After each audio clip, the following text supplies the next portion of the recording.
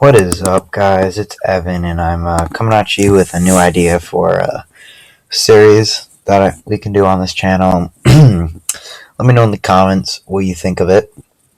I'm going to be calling it Deck Check. And you can see here we have the Master Duelist. This is his profile that he just uploaded today. And so what this series basically is we're going to be covering the deck profile that they upload to their channel and making changes to it to fit my playstyle. That's basically it. So if you want, you can pause this because I'm just going to be rounding off the card names. So if you want, you can pause it to see what they have more in depth. He runs 1 Tempest, 3 Apelio, 3 Wen, 3 Lara, 3 Elder, 3 Kanahawk, 2 Petalfin, 1 Ramp Pengu, 1 Beast Bond, 2 MST, 3 Teleport, 1 Fissure, 1 Regeki, 1 Foolish, 1 Snatch Steal, 1 Sark, 1 Bombs Trap Hole, 1 Evac, 1 Cosmos, 1 Solemn, 3 Beast Ambush, and 3 Beast Steeds. For his extra, he has 1 M7, 1 Honor Arc, 1 Love Chain, 1 Blaster, 1 Shidori, 1 Dweller, 1 X-Titan, 3 Apelio, 3 Kanahawk, and 2 Petalfin. In his side deck, he had 2 Mass Change Second and 3 of the Wind Master Hero. And now getting into my deck fix, what we will be running, we'll jump right into it. We have 1 Heartbeat Dancer, because everything you run in this deck is wind, so the ability to be able to bounce back anything and summon is perfect. 3 Tamer, pretty self-explanatory. He allows you to summon another, pretty awesome. Tamer, I only run 2 of, because the whole point of this deck is to be banishing and banishing and banishing, so I feel your 2 is going to be less cloggy than 3 if most of your things are going to be banished. And Wen is the one that allows you to special summon your banished monsters, while this one allows you to special summon from your graveyard. Pelio is great because he is the attacker, and you can banish something from your grave, a Ritual Beast, and he can gain attack and attack over stuff, and also your fusions. Spiritual Beast Kanahawk allows you to banish a Ritual Beast from your deck, and during your second standby phase, you add it to your hand, so it's pretty much Gold Sark.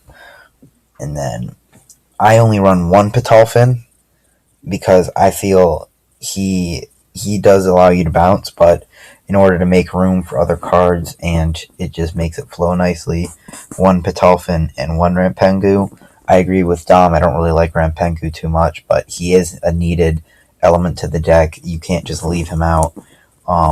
This is one of those decks where you kind of need everything, otherwise it's not going to succeed. It does help you out. 1 Tempest, I do agree with lots of his spell and trap selections. I do agree with lots of what he has, but mainly what I change is a few things here and there. But my biggest change is the extra deck. 1 Dimensional Fissure, 2 double summon, because I feel getting your monsters out as fast as possible and being able to get your fusions is how you're going to succeed with this deck, because if you don't have your fusions, you will fail. Same thing with Burning Abyss. If you don't have your Dantes and Virgils, you will fail. Or your Malakota, which is the ritual. 3 E-Telly, which is its price has gone up exceedingly high ever since this deck came out. Basically how you get out all of your Beast Tamers, because they're all psychics. 1 Regeki, and Master Duelist plays with 1 Ritual Beast Bond. I play with 3, because I feel if you have 3, that it's just going to work out better, being able to banish, and keep banishing your cards. It also helps you set up plays with Kanahawk better, because instead of using Kanahawk's effect, you just banish them, and then you special summon, use his effect, dip him out, or use his effect, send cards back to the graveyard, Then you get to add one to your hand, use his effects, spin him back, use his effect, special summon the cards that you banished to use for his summon, because they can only be special summoned once per turn. So it just allows you to loop a little bit and you add cards to your hand. One Snatch Steal, one evac. I like to mention Slice because you're going to want to be special summoning all the time, and being able to banish something that your opponent has is great. Macrocosmos played 3 Ambush and 3 Steeds because they're great. 1 Solemn. I play 1 Spiritual Wind Dart, Mayavi, because being able to just pop a card your opponent controls back into their deck by just sending a card to the graveyard is great, especially if you have one of these out. Then you can banish it and get that banishment for free. Play with 2 Apelio. I know he's the attacker and he's probably going to lose a lot, but I also play with 3 Kanahawk because you want him because you can add things to your hand. Play with 1 Patelfin because really not that good, not going to make it that much. 1 Cafstel, 1 M7, 1 Cowboy, 1 Shidori, 1 Honor Arc, 1 Ragnar Zero, 1 Utopia, and 1 Utopia Beyond, and 1 number 6 Chronomaly. And going into it, Dom, I know why M7 is in here. It's an amazing card. You can pop stuff back for your opponent controls back into their hand. It's a great card. You can add stuff back to your hand that's in your graveyard. So it's actually really good. Some people might question this, but all of these fusions are level 6, keep in mind, which helps you out because you're going to want to make Utopia as fast as you possibly can, because then if you get the chance, you can make Atlantis, and if this is in the grave, bang, he gains the attack of either your Utopia or Utopia Beyond, depending on what you have. And then look at this. Just look at this effect. Once per turn, you can attach 1 XYZ material from this card, send 1 monster equipped by this effect to the graveyard, have your opponent's life points. That's insane.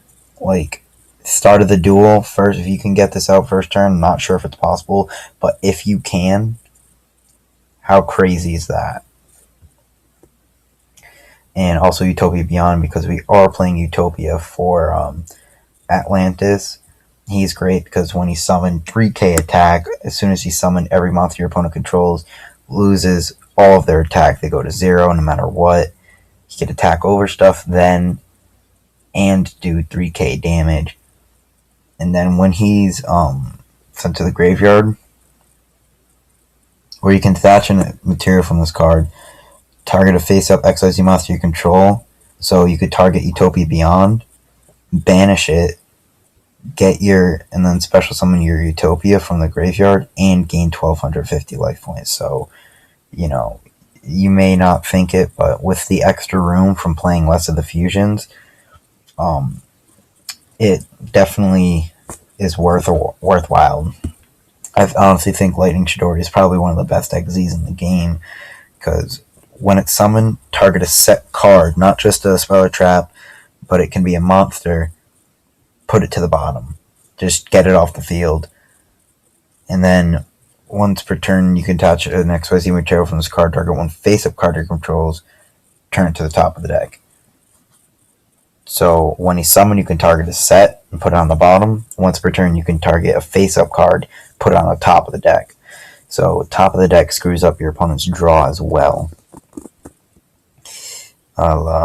Side deck, I guess you can run whatever you want. Whatever you like to use for your side deck against, all the things, Mistake, if you're playing those Necros, because, they love to add cards to their hand no matter what. But anyways, guys, let me know how you feel about this series and what you think of my edits to this deck. Hope you enjoyed. As always, please like and subscribe. Yep. I'll see you later.